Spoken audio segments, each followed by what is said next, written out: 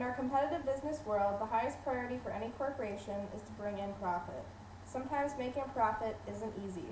To make it easy, companies aren't afraid to use advertising to draw in their customers. Whether through print or captured on a 30-second clip, the messages powerful corporations send along with their products will not only damage a person's self-worth, but also damage a person's natural physical appearance. The products companies produce are generally designed to help consumers, but the poor images and slogans they dream up do just the opposite. While men are becoming objects of objectification, women are targeted more severely and suffer more extreme standards than men. Men are also targeted in a different way when it comes to commercial advertising, so for the purposes of my speech, our main focus is how women are more emotionally and physically affected by advertising. According to research conducted by Jean Kilborn, who is a renowned speaker and scholar, an average person views 3,000 ads per day and will spend 3 years of their life watching TV commercials. From this information, there's no wonder why advertising has such an impact on society. It's all people see and it's all people know. Advertisers use that fact to their advantage. Because advertisers rule the marketplace, they created the notion that thin is in. The Media Awareness Network claims that women magazines have 10.5 times more ads and articles promoting weight loss than men magazines do. Also, 3/4 of the covers of women's magazines include at least one message about how to change a woman's body by either diet, exercise, or cosmetic surgery.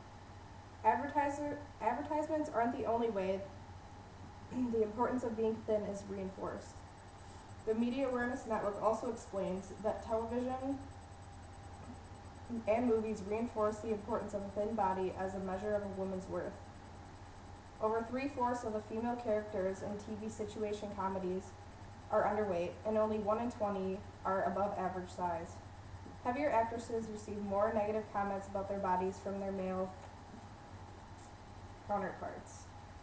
Little do most women know that when they look at ads in a magazine or watch a commercial on TV, the people in and on those ads are digitally edited to look completely flawless.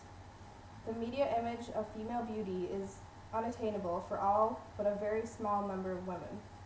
Every woman has the desire to have Barbie doll proportions. Researchers generated a computer model of a woman with those proportions and found no good outcomes. Her back would be too weak to support the weight of her upper body, and her body would be too narrow to contain more than half a liver and a few centimeters of bowel.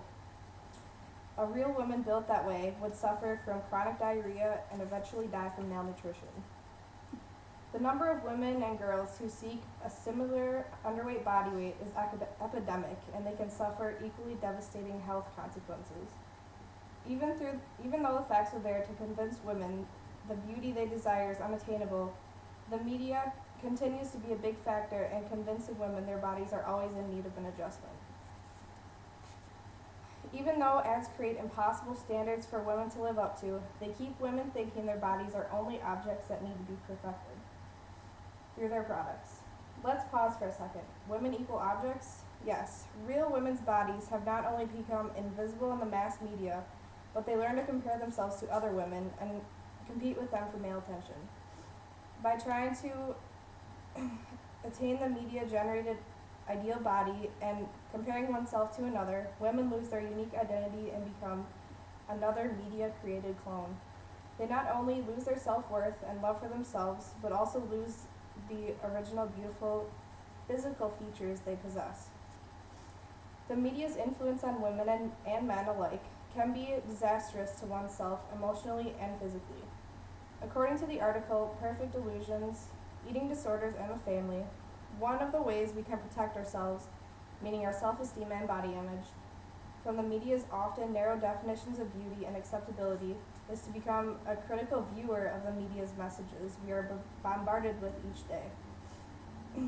Media messages about body shape and size will affect the way we feel about our bodies and ourselves only if we allow them. When we effectively recognize and analyze the media's messages that influence us, we remember that the media's definitions of beauty and success do not define us as people. As a woman, I can relate to others when it comes to being put down by advertisements. I learned as individuals we decide how to experience the media messages we encounter. Women can choose a filter that protects our self-esteem and body image. To help women to promote a healthier body image, they need to learn to express themselves. When an ad is seen on TV or a message is heard that degrades and promotes only thin, formulated body ideals, talk back to the TV and the advertiser by writing a letter. Women can make a change. And I have a few ads that I found. 2 of them are actually banned from the United States. I think this one is banned in the world. This one, it says beauty to die for, and the product is wound filler that they use in funeral homes. And they have a lady who is dead, and it's morbid, it's gross. And then this one is a picture of a female with 3 breasts, and then it says better than beer at the bottom. It's kind of degrading to women, comparing them to an object. And then this ad, it has a picture of a almost naked lady covering herself up, sitting on top of chili peppers, and it says, spice up your life, go vegetarian.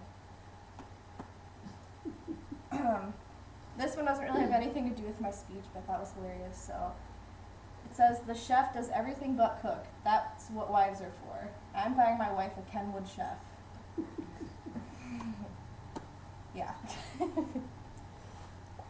Any questions? Good? Right. Thanks. Yay!